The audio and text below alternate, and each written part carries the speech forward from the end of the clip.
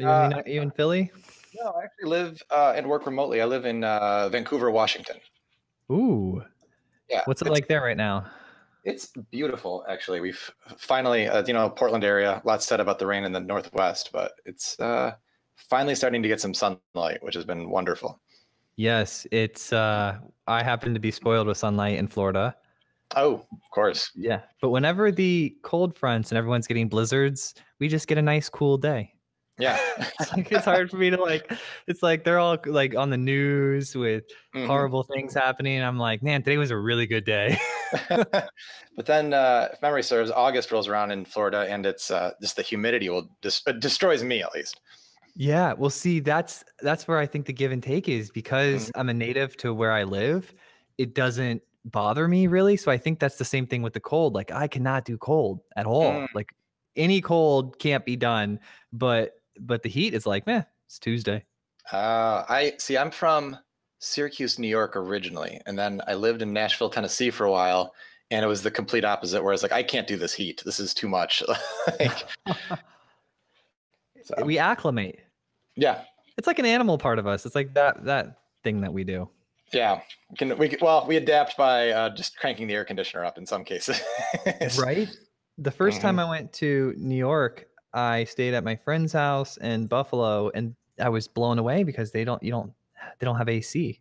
hmm Like the older houses, even though it was a very large, very beautiful, wonderful house, like it's just the home that when they're only physically there when it's so cold that all you need is heat. Right, and usually those older homes probably have radiant heat, so it's almost impossible to run any kind of central air.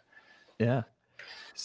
So I got to watch I got to watch your part of your Ruby conference talk about how you Oh corrupted man. survey results and you ruined a business. I love the title you slayed it. That was like the best title ever. Thank you. I Yeah. was a little terrified giving that talk. I won't lie. That was my first foray into that large of an audience for public speaking, aside from like local user groups and stuff. So it was. So of course you make it about like the professional, the part of your professional past that you're kind of most embarrassed by. That's great. Yeah, that's how you get like just right out there in the open. And then Right. every other talk you give is positive from there. Exactly. So how did you get involved with Life.io? Yeah. So I have been with them for about 4 years and 6 months, and what kind of happened was I was working for a consultancy a while back in Nashville, and I wound up kind of through them wound up having to kind of work on a series of an application for a company that it wasn't a good match, and I was really just frankly miserable. I'm not meaning to speak poorly of the employer; they were great. It was just the group with whom we were working, and so just after a few weeks of that, I was so burnt out and started looking around for possible new gigs and. Nashville at the time wasn't a very strong Ruby on Rails engineering city. It's a lot of healthcare there, which is usually .NET, which is just not an area I really excel in. So I hooked Me up with, either. yeah, there's, it's really heavy-handed, and some people love it and some people don't. I guess different strokes. Right. So I started looking remotely. I found this opportunity in Philadelphia and I applied. At the time, they were only looking for a senior developer, but between the lines, I was the first person they hired. I was the first non-founder to come aboard, and just through attrition, my predecessor in the CTO role left, and it was a good enough fit. And so in time, I kind of just moved into it. I mean, promoted, I guess, but like I was kind of serving in that function once he departed. He went to go work at Apple. He was a statistician by trade, not a programmer, so it kind of made sense for him to move on once the company was established. And yeah, so it was pretty organic. I took the senior developer role and then moved into CTO role. That's the most common path, man. Yeah. Yeah, developer to CTO. So what does your team look like today? Today we have I'm going to say I'm going to say about 3.5 developers because I only count for a half if I'm lucky, given just the disparate requirements of my job. We have a great back-end developer and a great front-end developer / engagement living both here in Portland. And then right now we're kind of in between product managers, so I've been fulfilling that role a little bit. So I'm also overseeing a designer who we have is based she's based originally in Denver, but is currently living in South America doing a year abroad program. And then we have a QA analyst in the Denver area. Nice. So it's like half distributed or mostly distributed? It was mostly distributed. Mostly distributed. I mean, maybe this will serve as an advertisement for Portland, but I guess just through just very organic change, everybody that we hired, and initially they were all over the place. We had some people in Nashville, some people in South Bend, Indiana, and then a lot of people wound up moving to the Portland area, and then other people kind of migrated to Denver as well. So maybe, I swear I'm not getting any money from the tourism board of either city. It just kind of happened. I think you're hooked in with the EDC, man. I know it. So you can tell I know I talk to those people. When you know their acronyms, you know them, right? Yeah, exactly. So where are you guys at with funding right now? I saw you got some funding on Crunchbase. Like where's the business at today? Yeah, so we've been very fortunate to not have to take a lot of funding. We have a little bit of seed and an angel investment. We kind of punched above our weight class in terms of clients we landed out of the gate, which led to its own sort of unique set of challenges. But one of them was not having to circle cash through a traditional means. Currently, right now, we are in the process of working towards a Series A after 4 years. But that will kind of be the first time we've significantly taken that leap. It's kind of a consequence of working with these larger companies has been great, but they also have a certain expectation of the direction that money takes the product. And we're kind of coming to a point where we say, like, we want to make sure we control that narrative and not have someone getting it to me. This is what I had a show earlier today. I had a call earlier at like 11 a.m. this morning. And that was the topic of conversation.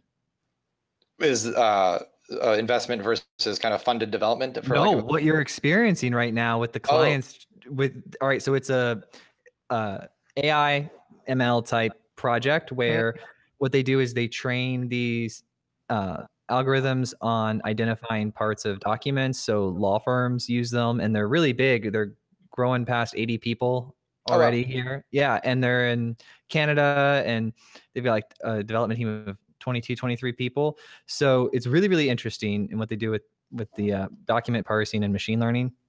But what they were talking about, where the conversation went, was this thing that happens all the time. And it's when you get the big enterprise clients and they want the customizations, and then you end up working for the client and your product's useless to the other 80% of the market.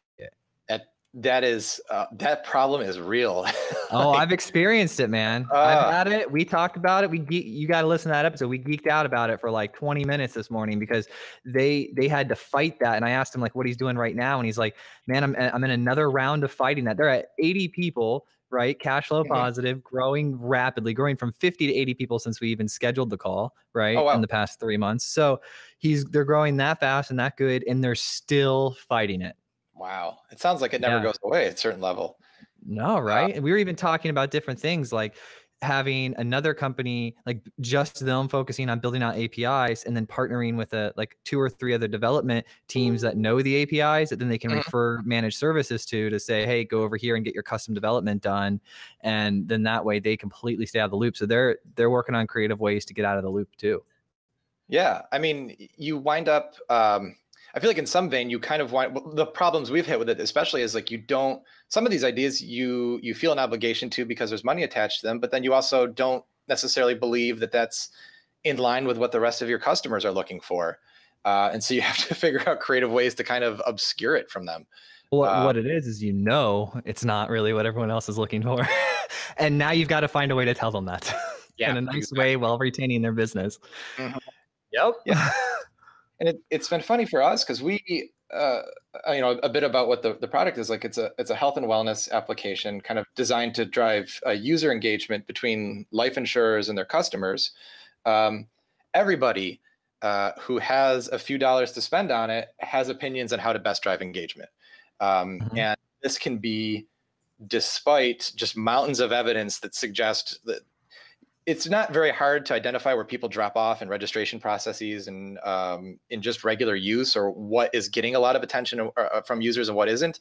And despite those mountains of evidence, oftentimes people are more inclined to play a hunch. And that's, I don't know, it drives things poorly. Like you have data to support a direction and then going against it. It's a very difficult pill to swallow regardless of the checks attached to it. So. Yeah. So for the people that are listening, can you give a brief overview of what life.io is? Yeah, absolutely. Kind of said earlier, it's an engagement platform. People have life insurance policies. It's kind of dwindling a little bit. So the market's looking for new ways to engage with their users. But the way that's worked historically is you buy a life insurance policy at some stage in your life, and then just kind of pay your premium and forget it exists. It's not really a very engaging process. So looking at that kind of gap, we started to occupy a space. We moved from corporate wellness a few years ago and occupy a space that's tracking certain health metrics regarding, it's based on the Framingham Heart Study. So it's cardiovascular health, risk of diabetes. But then we also track like lifestyle markers, exercise, fluid intake, diet. And then we're just now starting to also ask users a little bit about sleep metrics, like how well they're sleeping, length of duration. I love my sleep app. I just had a kid and I can't look at it right now. It's very woefully low. Well, I've got a 6-month-old baby girl, so my sleep cycle is you could see the jagged edges when I had the kid, when I had her, and when I didn't have her. Yep, I have a 5-month-old boy, and they're the exact same. Oh, dude, you're right there with me, man. That's crazy. It's tough. It is. Are you getting the giggles though in the morning? Oh yes, it makes it a little bit easier. Right. That's like, I want to run outside and I'm like, I look at her and she's giggling and figuring out that she has feet and trying to put them in her mouth. And I'm like, I'm going to go own the world for you today, baby girl. You sit right here and you figure those feet out. Exactly. Yeah. But I mean, that's an interesting point because, until I took this job, I don't think I would have known at all, like, hey, my responsibilities in this world have changed. I have this child now. If God forbid something did happen to me, I should increase some kind of life insurance coverage.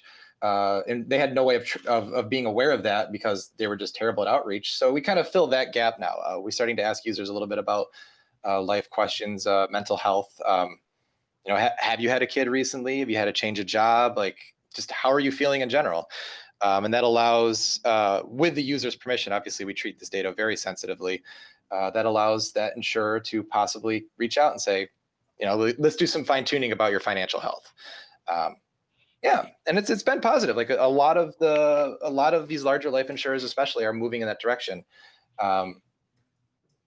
because they've identified that the traditional means aren't working anymore.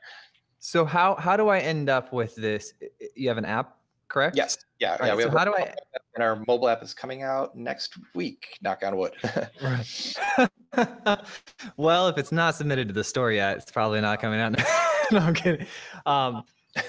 When you, they have actually really improved Apple's really improved their times for distribution. So I got to give them that. They used to be like 15 days and now you can get it approved pretty fast. Yeah, I think that was pretty good. We have a few things we needed, like a description wasn't up to standards. But, we're getting there. Right. So how would I actually, as a human, what is the necessary path for me in life to end up with this app on my phone? Does it come through my insurance carrier? Yes. Like, how does it? Okay. Yeah, we sign agreements, and we're a white labeled solution. So, I don't think I can really disclose a lot of the companies we work with because they prefer it to be white labeled. But I get it, though. If you sign up for a life insurance policy with company A, and then at some point in time you find yourself at a site tracking some health data, and you realize the URL you're at is companya.life.io. Right. But we would all white label. We bring in their branding and color style, like some light style effects, so it looks kind of like a product they're offering. Well, yeah, that's like the standard thing we do, right? Yep. Like we give the little customization features, so we design it in a very simplistic way where you can change a primary and secondary color if need be, or you just figure out how to match it as closely possible. I mean, I love that because that took a long time for us to all figure out as a world, like how to do that properly, like how to have the real simple design that you can do that with. Yeah. Yeah, it's. I feel like this industry, sometimes I've been in programming for like 12 years now, and I feel like at some point in time there was this sea change where everybody realized just because we can do all of the things in the world doesn't mean that's what we have to, or even necessarily what's needed. And I've loved the push towards more simplistically elegant design that is accommodating to changes like that.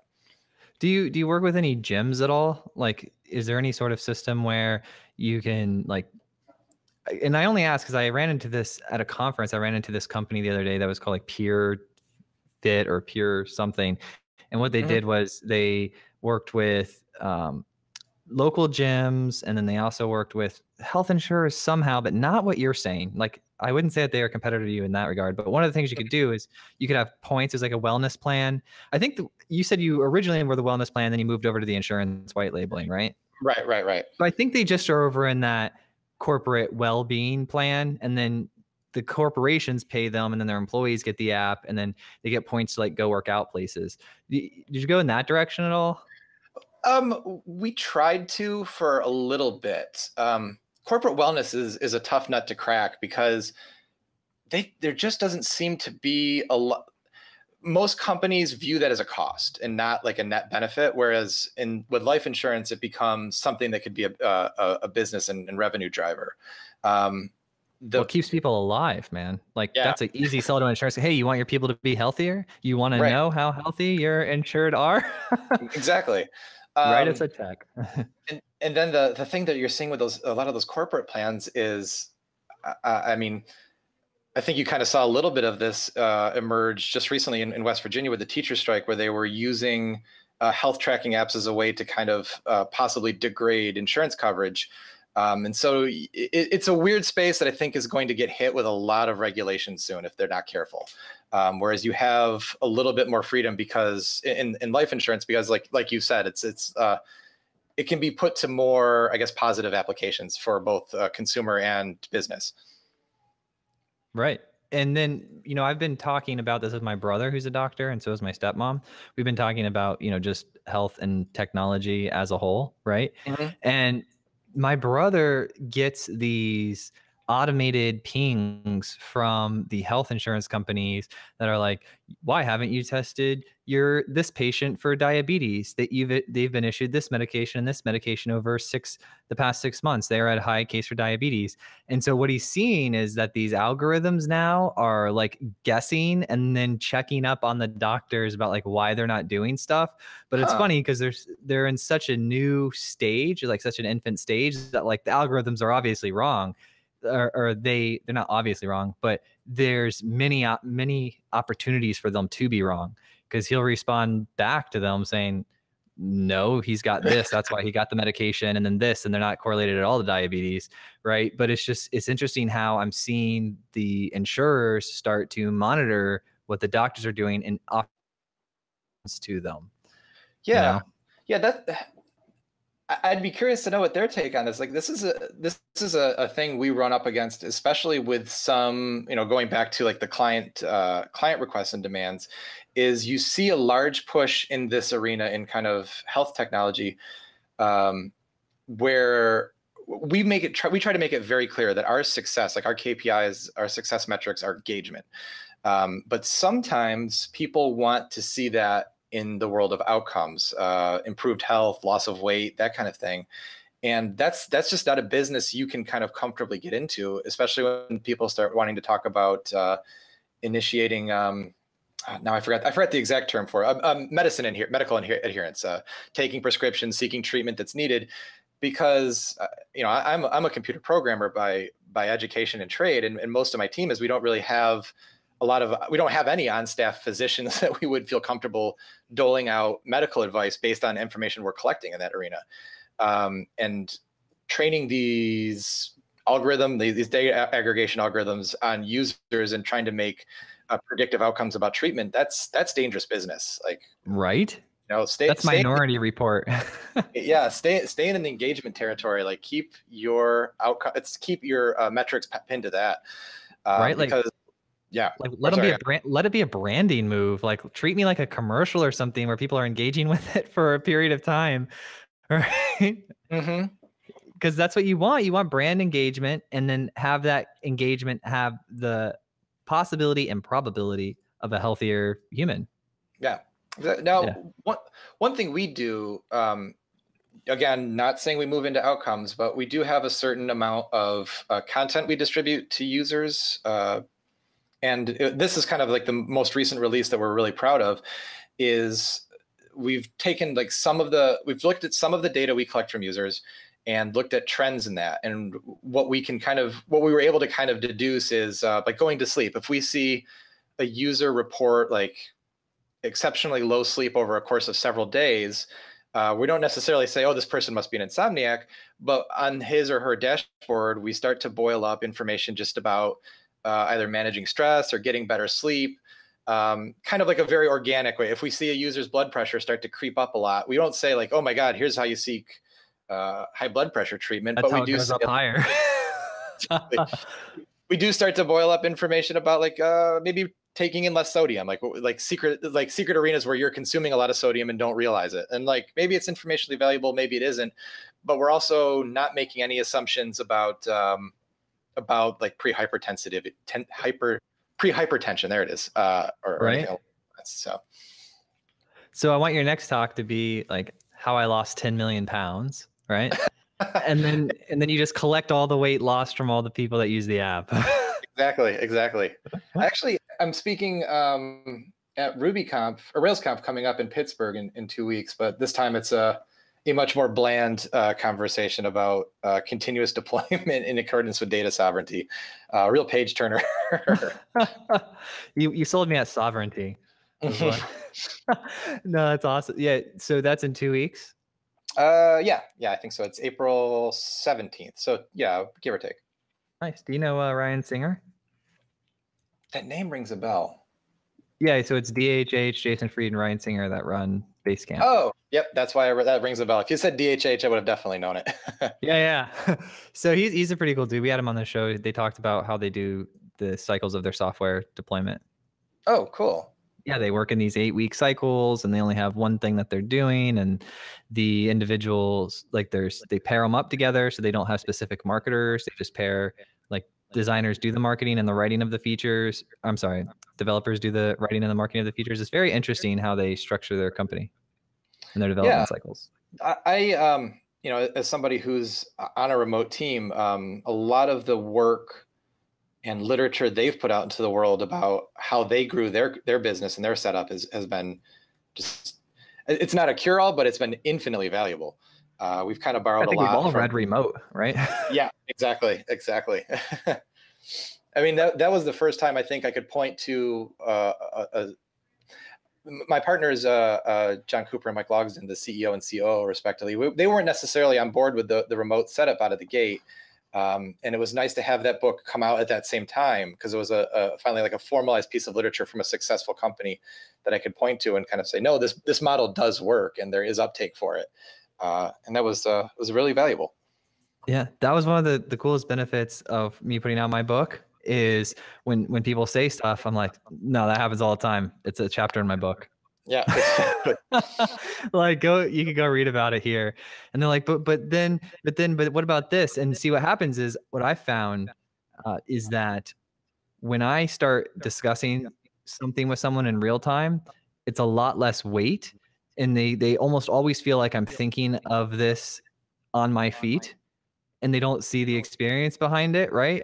There's just something Joel's saying right now, right? But then when you reference it back to a book and be like, yeah, I wrote this book like last year and I talk about that, and then here are the next 3 things you're going to say to me, right? And they're like, oh my goodness, it's highly beneficial. I never did writing before, but I am a big fan of it now. Yeah, it gives just to have that artifact out there, it gives an element of authority in some vein. I always point to this in programming. Like, whenever I hit a roadblock on anything where myself or my team's working on, it's there's a solution out there someplace. Someone else has hit this. Like, very rarely nowadays do you hit an experience, hit an issue, hit anything that someone else hasn't also addressed and possibly has a solution for that you can at least borrow from. So you ran into it right now today, like, for real. Like, you just came here talking about the larger enterprise client, and we were just talking about that today. Exactly. That's awesome. And then, the other thing we were talking about, so I'm just going to bring you into this one too. We were talking about, you've obviously been writing code you know what you're doing, you care, you're learning, you're reading stuff like remote, you're educating yourself. But what about training?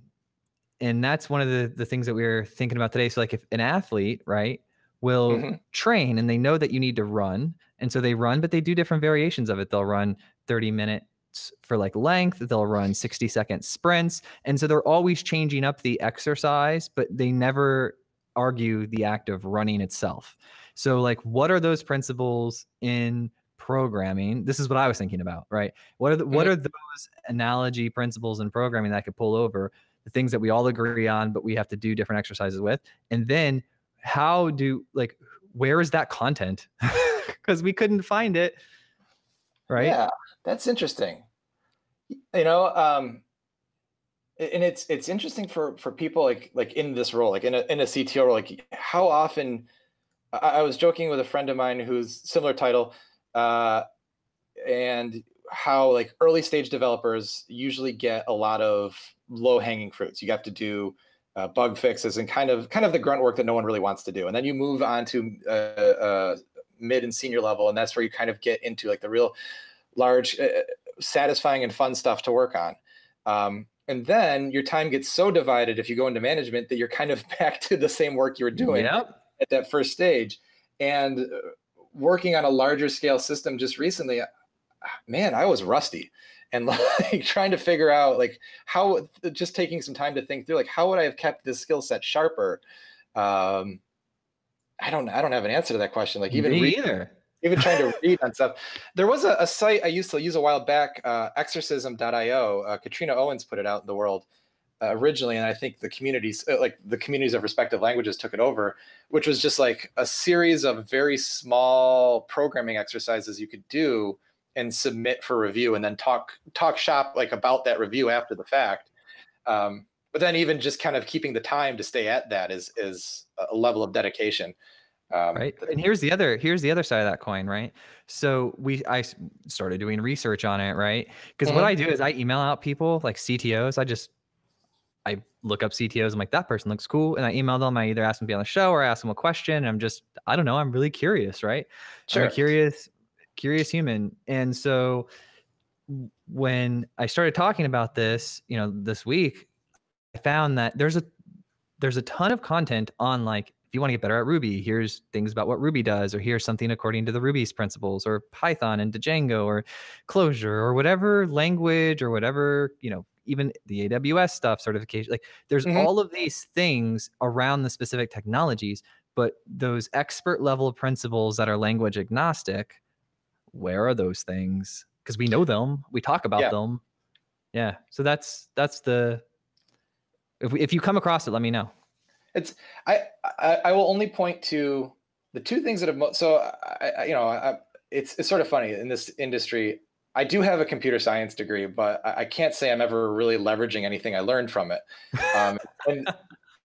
And the people that have you're hard pressed to find a lot of people that come to this line of work with computer science degrees these days.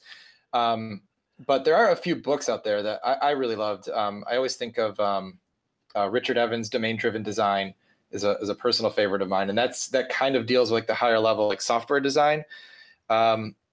Sandy Metz wrote a book, I love Practical her. Object. Everything she says, I hang on every word.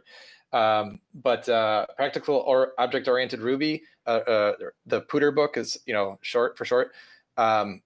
It's Ruby centric, but her thinking and the way she conveys information about object-oriented principles, which might not serve someone in Go or what have you, but that's possibly the best book I've ever just read on higher non-syntactical concepts. Yes. If syntactical is the word, I think it is. I actually wrote an article. I think it was the third thing I've ever written, right? Like on Mhm. programming.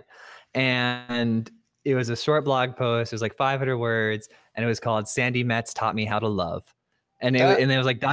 writing test, right? Because she wrote this book and she had described writing tests with, her bicycle analogies. You know how she is, right? Yeah, She's awesome.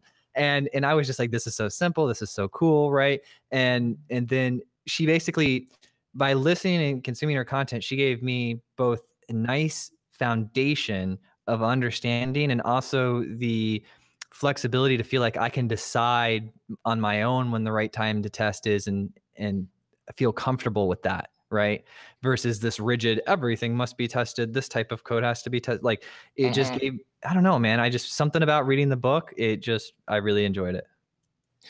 Yeah, and people get personal preference, but you work with some people that get so hung up on like a very just like hard and fast rigidity, like just how they want something tested, and it doesn't necessarily, you don't even realize they're subverting the goal they were trying to accomplish, like by building an insanely overcomplicated test suite that turns out to be brittle. You're actually degrading the quality or degrading the stability of your software. And yeah, that was the first time, like listening to or reading about the way she kind of put everything in context and explained how things work in concert with each other. It was very informative. Yeah. If you spend a day getting your test suite to run, you might have a problem. Right? Exactly. So what are you really excited about right now? Like, what's going on at your company that you're just like absolutely thrilled about? You're bouncing out of bed in the morning for? Well, I mean, if we had talked a week ago, I would have said the content distribution engine that we were kind of referencing earlier. You know, on a very personal level, I guess it's the mobile app that's hopefully coming out very soon. That's been a long time coming, and it's been very difficult for a lot of reasons to get that out the door. Be it either just turnover on our team, initial traction for that project, and then it kind of fell by the wayside in favor of some other initiatives. And I feel as though this has been the one thing that I've been since I joined Life.io, like trying to get off the ground. And it's tough. The mobile development landscape is a little foreign to me. So I mean, to step outside of the world I was comfortable of software creation and step into a world that I'm still kind of learning as a CTO is how to source talent to work on these items, and like where to turn when you need it. Like, so we happened to hook up with a really, really great dev shop based in Fort Collins that took over this project for us and has just done an excellent job leading it through to completion. You go React Native or Native? We went React Native. Ooh, I'm a fan. I'm a fan as well. There's some hesitation there. I think the reason it took so long is because we jumped onto, so the person who initiated this project, our former front-end director, initiated in React Native and then did leave the company eventually for greener pastures. And so that was a moment where we were kind of scrambling, like, oh no, nobody knows React Native. And it's so young that it's really weird to think of people that have 2 to 3 years of React experience as senior developers. And so staffing people to kind of work on that project was just finding expertise was tough. And so I think there's a little bit of a workforce constraint that's my hesitance to give it like the total thumbs up. Maybe when the ecosystem is like really fully fledged, and I'd say that's probably in a year or two, it will be a little easier and a little faster to get things out the door with. Yeah, I've got one if you ever need them. Definitely. Yeah, I worked with this guy for a year, and we built like 3 applications together. So before the podcast took off and all of that, I had a 14-person app company, right? Oh, cool. And we built app for private equity firms. So they would go invest in companies, and then they would come to us and have us build it. So I had those relationships where we didn't have to do like a lot of marketing, right? Which made it really easy. And then the podcast took off, and I'm like, I want to do this with my life. Yeah. Yeah. It's like a cool gig a friend of mine and me always talk about trying to, if we had a podcast, what we do, because I'm sure you're probably, you get to probably talk to a lot of interesting people, present company excluded. Present company included, my friend. Imposter syndrome is real. Oh, it is. Oh, it absolutely is. No, yesterday we talked to the guy that was responsible for, you know, when you move your mouse, how if you move it quick, it jumps the mouse farther because it's got some acceleration algorithm in it. Yeah, we talked to the guy that made that in 1983 for Xerox, and he has the patent on it. Yeah. Huh. Now, Apple has that thing that they rolled out where if you can't find your mouse and you start to move it really quickly, it makes it bigger. So I'd like to talk to the person. Like, and the frustrating world he lived in before that was built. Because that's like one of those features. Like every so often you come against something like that. You're just like, this person obviously had a problem that was driving him nuts. Right. That surprised me too. Just one day it happened. I was like, what did you just do? And how did that happen? Exactly. I call it super mouse. So Like so are you getting feedback yet from people saying, oh, the content's really great and helpful for the content machine? Yeah, we haven't gotten feedback specifically. Oh, I'm sorry if you heard the dog bark in the background there. We haven't gotten feedback specifically about the content itself yet. We've seen some people. We've seen feedback kind of come through in two like vectors that we're drawing corollaries from. One is we're starting to see more people click through to the content and view it since we rolled that out. And we've seen a slow but steady growth in people accessing it. But then we've also seen higher re-engagement rates, which is people that had used the application for maybe consistently for a month or two, or maybe even a smaller scale, like a few weeks, and then dropped off for a month. We put out kind of an informative email to them, and we've seen a lot of them come back in. And those same users are clicking through to the content. So it seems like there's an initial uptake to it. The downside to this feature is content is expensive, and good content is even more expensive, and we don't generate a lot of it internally. So it is, hopefully, as these engagement rates continue to tick up, we'll be able to use that as a better marketing and sales driver. But yeah, I mean, the net results have been pretty positive so far. Tweaking it here and there, making the articles more prominent on a user's homepage or dashboard, and trying. When you write content, I'm going to hang on this content thing for a second because I've been talking about this a little bit too. When you write this content, is it available to all the users of your white labeled system, everyone on the platform? Yes. Okay. As it stands now, some companies. So there's going to be two, I think, post-launch enhancements that we have on our roadmap, and the first one is going to be providing companies with the ability to add their own content to it. That's a model association we don't have yet of company can have many pieces of content that only need to get distributed to their users. And that's kind of just for initiatives that they might be trying to push. And then I lost my train of thought. What's the second vector? Oh, an actual formalized library. So right now a user sees articles of relevance kind of boiled up on their dashboard, and they're sort of rotated manually. And we'd like to see that kind of take, I think our inspiration for this is going to be something like Netflix. So as we start to see what users are accessing, like now when I go into Netflix, it knows kind of right away, like other things you might be interested in. Right. So based on users' reading habits, we're hoping to kind of have a pretty powerful taxonomy driver behind all of this. So we can say like, hey, this user reads a lot about diet or exercise or anything, and use that in conjunction with the information they're providing us about their own health. Yeah. So whenever something's an expense to you, right, because the content's expensive, that means that you think it's valuable, right? Because you're trading your money to have it, right?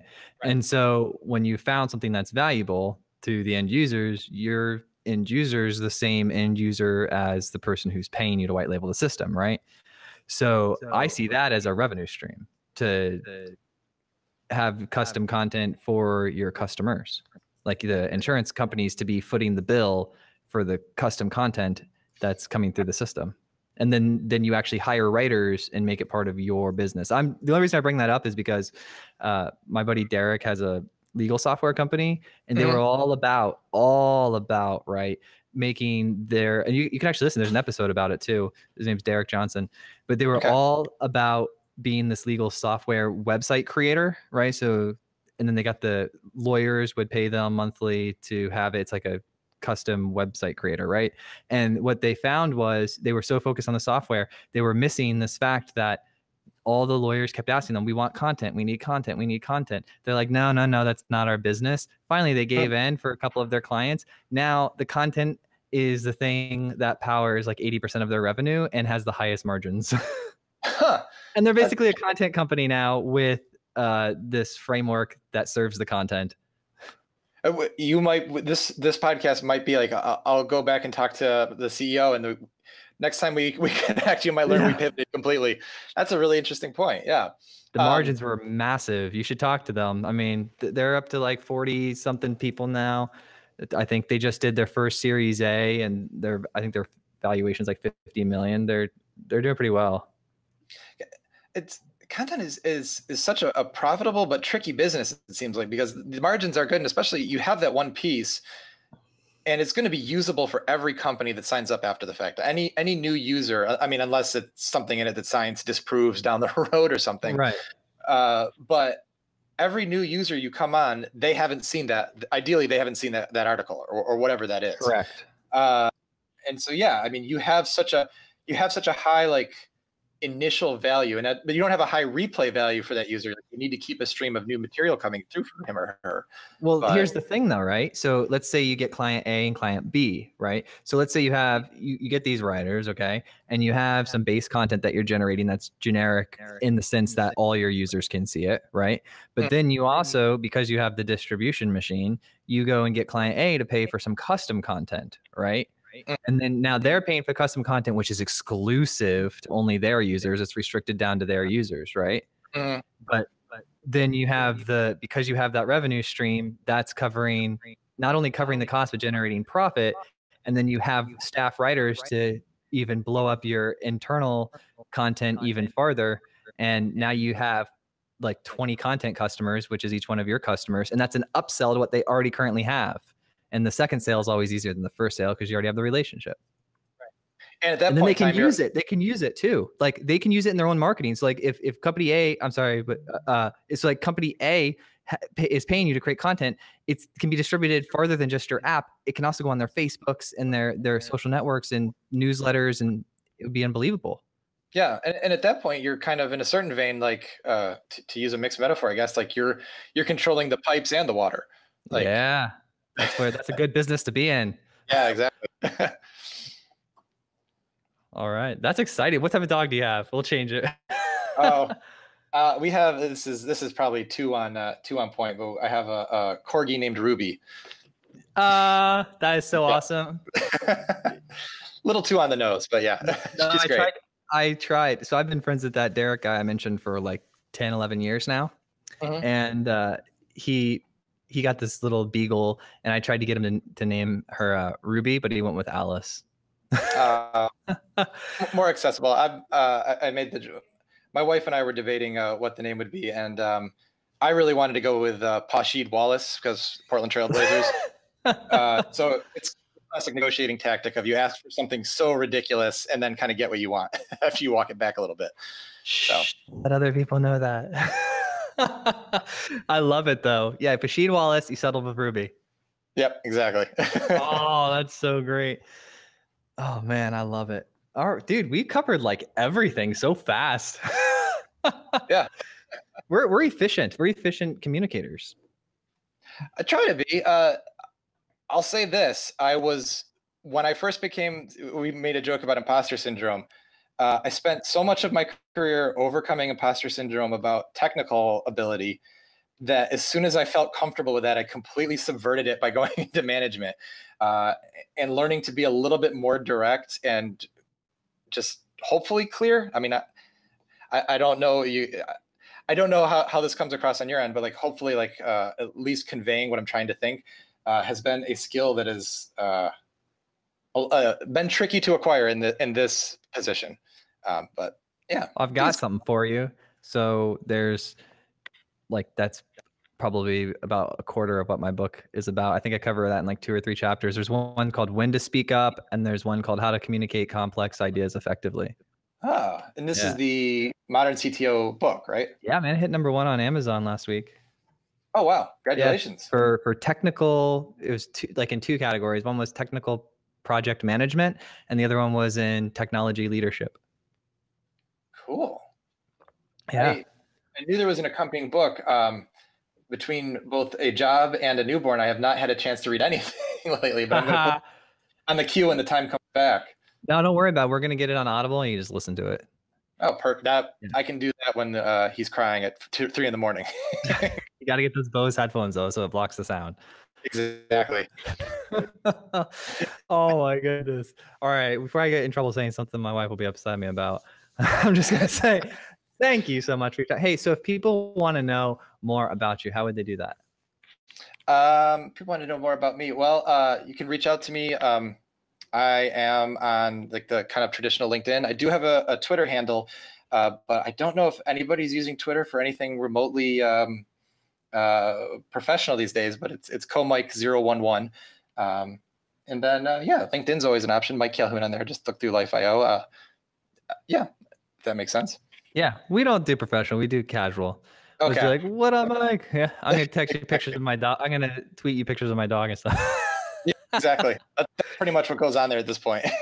Yeah, but I'll tell you what, that's got like it's fun and it's good that LinkedIn emerged and is what it is because then you like you can, oh, you're professional over there. You can be fun on the other networks. Exactly. Although my wife has subsequently said like, "Hey, you are 36. Like, time to not have the joking profile photo for everything." So Right. that looks more professional now. Mike's got to get a headshot, Exactly. especially with all your new speaking, right? Yeah. My online persona used to be this photo of me at a place. My sister lives in Los Angeles. She took me out a place to get a ramen burger, and it was just me eating that sandwich because it was so ridiculous. And Yeah. it doesn't translate well professionally anymore. No, it was okay when everything was just boards online and like Exactly. our updates were communicated through forum signatures, right? Hmm. Or relay chats. But yeah, oh man, it was so great hanging out with you. So the way that this wraps up is pretty simple. While we're recording, it was actually storing in your HTML5 local storage. Okay. So now it's bouncing up to the server. We have it now.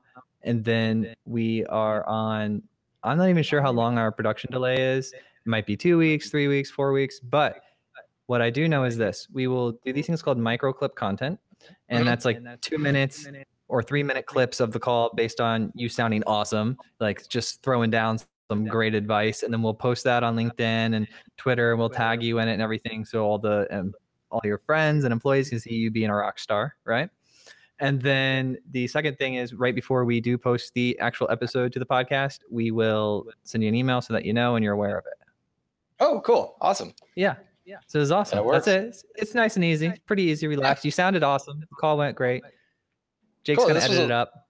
Yeah. A lot of fun. This was great. Yeah. All right. Great, man. Thank you so much. I'll talk with you soon. I'll keep in touch with you because I put you on the list of